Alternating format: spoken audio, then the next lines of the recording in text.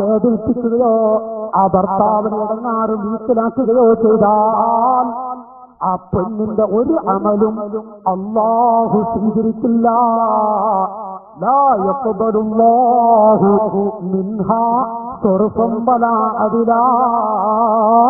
ഒരു നന്മയും അല്ലാഹു സ്വീകരിക്കുകയില്ല.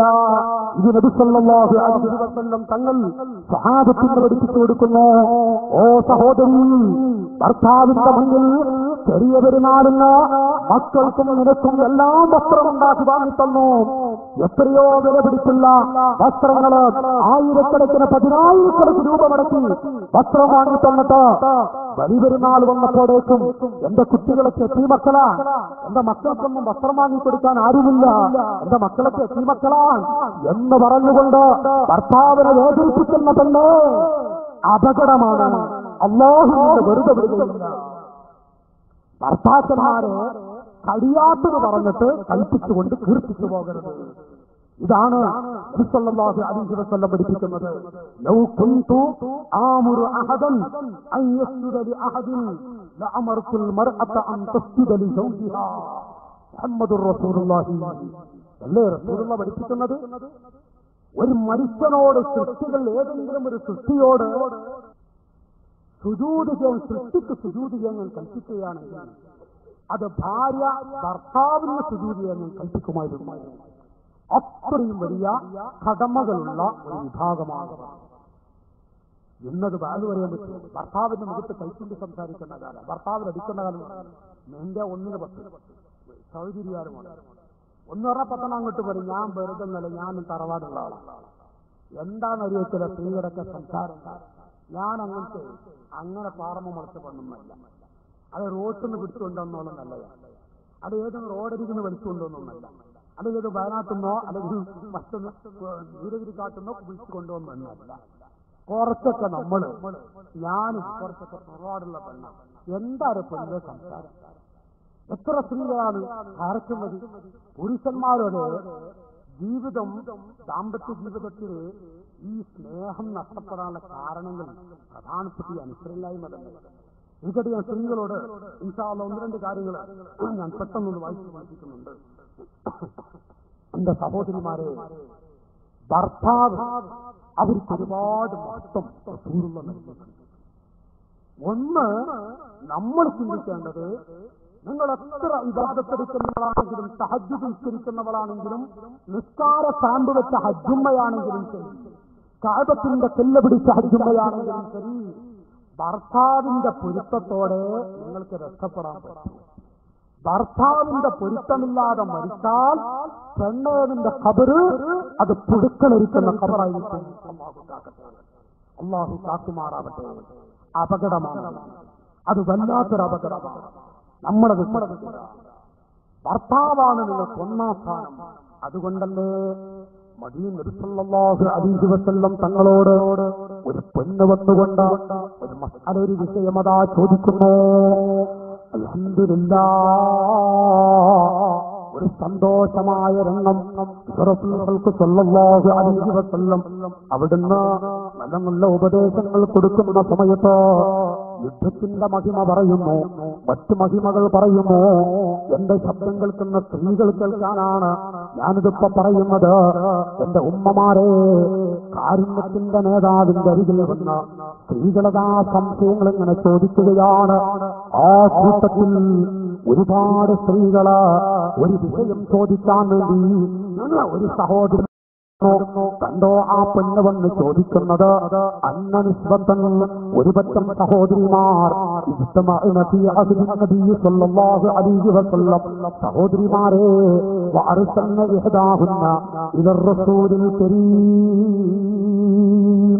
ഒരുപാട് സ്ത്രീകൾ ഒരു സ്ഥലത്ത് ഒരുമിച്ചുകൂടി, മദീനയിൽ ഒരുമിച്ചുകൂടി. എന്നിട്ടവരെല്ലാവരും കൂടി തന്റേടിയായൊരു പെണ്ണിനെ നബി സല്ലല്ലാഹു അലൈഹി വസല്ലം തങ്ങളിലേക്ക് പറഞ്ഞയക്കുന്നു.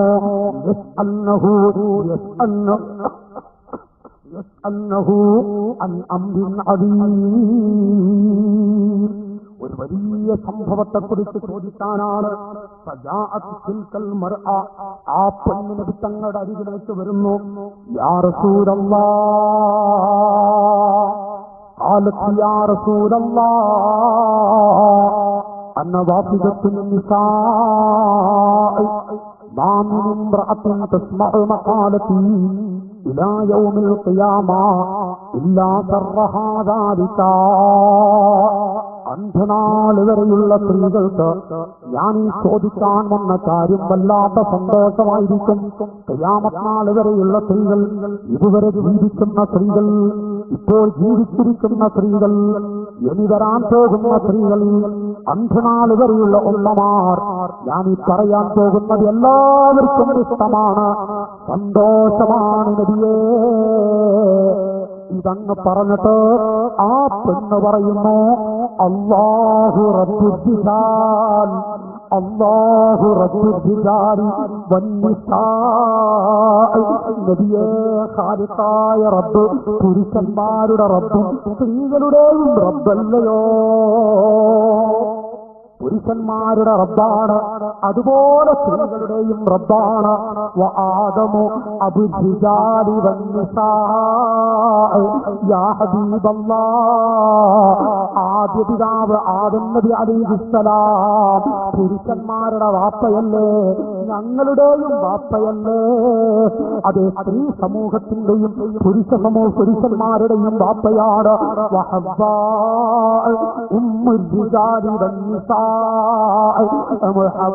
എന്ന ഉമ്മ അത് പുരുഷന്മാരുടെ ഉമ്മയാണ്, സ്ത്രീകളുടെയും ഉമ്മയാണ്. വെറും പുരുഷന്മാരുടേത് മാത്രമല്ല, ഖാലിഖായ റബ്ബ് പുരുഷന്മാരുടെ റബ്ബ് മാത്രമല്ല, ഞങ്ങളുടെയും റബ്ബല്ലയോ നബിയേ? അന്ന് ചോദിക്കുന്നു, ഒരുപാട് ചോദ്യങ്ങൾ ആ പെണ്ണ തങ്ങളോട് പറയുന്നു, ചോദിക്കുന്നു. റസൂലുള്ളാഹിയുടെ കൈപ്പിടിക്കാരും സ്വർഗ്ഗത്തിൽ ഉന്നത പദവി നേടാനും അതിനുള്ള വഴികൾ പലതും അന്ന് പഠിപ്പിച്ചു കൊടുത്തത് പുരുഷന്മാർക്കാണ്. അത് പുരുഷന്മാർക്കാണ് നബിയേ. കാനോ അഹ്യാഅൻ ഇൻദ റബ്ബിഹിം യുർസഖൂൻ. ഓ നബിയേ, ഹംസത്തുൽ കറാറിനെ പോലെ കരുളുപോലും തീരുന്നു വേണ്ടി പ്രവർത്തിച്ചു പോയ എത്ര ആളുകളാ. അവരൊക്കെ പടത്തുറബിന്റെ കോടതി അവർ ജീവിച്ചിരിക്കുന്നുണ്ട്. അവർക്ക് എന്തൊരു പ്രതിഫലമാണ്? ഞങ്ങൾക്ക് ആ പ്രതിഫലമില്ലല്ലോ, ഞങ്ങളോട് കൽപ്പിക്കുന്നില്ലല്ലോ, ഞങ്ങളോട് ഈ പുസ്തകത്തിലേക്ക് ഇറങ്ങാൻ അങ്ങ് അനുവദിച്ചിട്ടില്ലല്ലോ നബിയേ.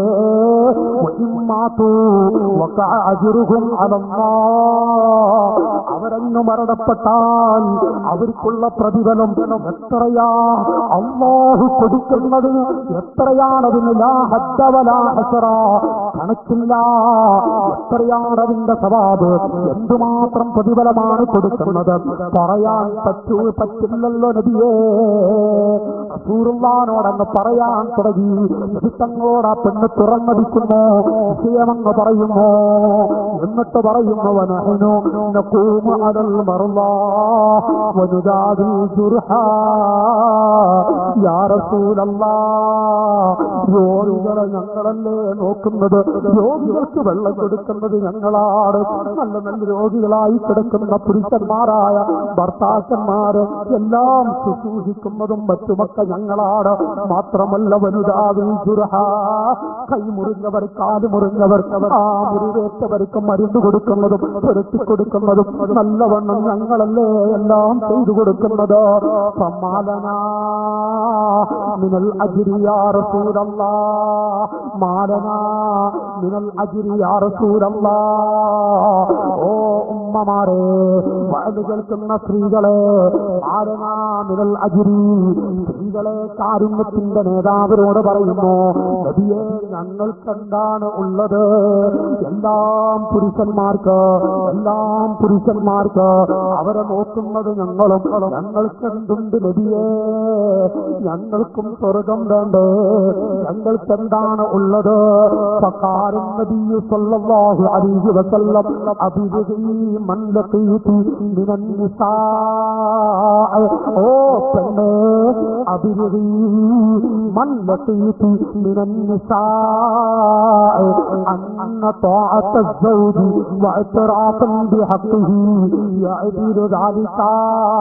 വഖലീലും മിൻകുന്ന മൻ യഫ്അലുഹു വഖലീലും മിൻകുന്ന മൻ യഫ്അലുഹു അബിദി.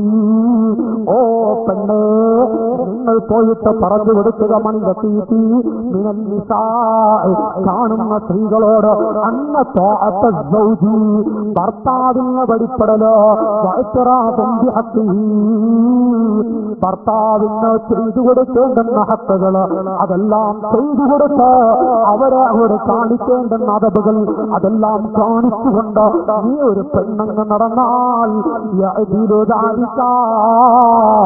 ഈ പ്രതിഫലം അവർക്കും ലഭിക്കുന്നതാണ്. അവർക്കുള്ള പ്രതിഫലം അവർക്ക് യുദ്ധക്കളത്തിലേക്ക് ഇറങ്ങണ്ട, അവർക്ക് മറ്റു സ്ഥലത്തേക്ക് ഓടിപ്പോകണ്ട. ഭർത്താവിനെ അനുസരിച്ചുകൊണ്ട്, ഭർത്താവിനെ വഴിപ്പെട്ടുകൊണ്ട്, ഭർത്താവിന് ചെയ്തു കൊടുക്കേണ്ടെന്ന കാര്യങ്ങളൊക്കെ ചെയ്തു കൊടുത്ത് നടന്നാൽ ഇതുപോലെയുള്ള പ്രതിഫലം അവർക്കും ലഭിക്കുന്നതാണ്. ഇത് പറഞ്ഞിട്ട് എന്റെ സഹോദരി റസൂലുള്ള പറയുന്നത് വഖലീലും മിൻകുന്ന മൻ യഫ്അലുഹു, പക്ഷേ ഭർത്താവിനെ വഴിപ്പെട്ട് ജീവിക്കുന്നവർ, ഭർത്താവിനെ തൃപ്തിപ്പെടുത്തി നടക്കുന്നവർ നിങ്ങളുടെ കൂട്ടത്തിൽ എവിടെയാ? വളരെ വളരെ ചുരുക്കമാണ്. ചുരുക്കമാണ് മോളെ. മുഹമ്മദുർ റസൂലുള്ളാഹി സ്വല്ലല്ലാഹു അലൈഹി വസല്ലം പഠിപ്പിക്കുന്നുവെങ്കിൽ സഹോദരിമാരെ, ഈ ഒരു ഹദീസ് പോലെ ഭർത്താവിന്റെ മഹത്വം എത്രയുണ്ടെന്ന് നടക്കാൻ എന്തൊക്കെ പറഞ്ഞാലും ഭർത്താവിന്റെ പൊരുത്തമില്ലാതെ ഒരു പെണ്ണിന് രക്ഷപ്പെടാൻ കഴിയില്ല. അത് പ്രയാസം.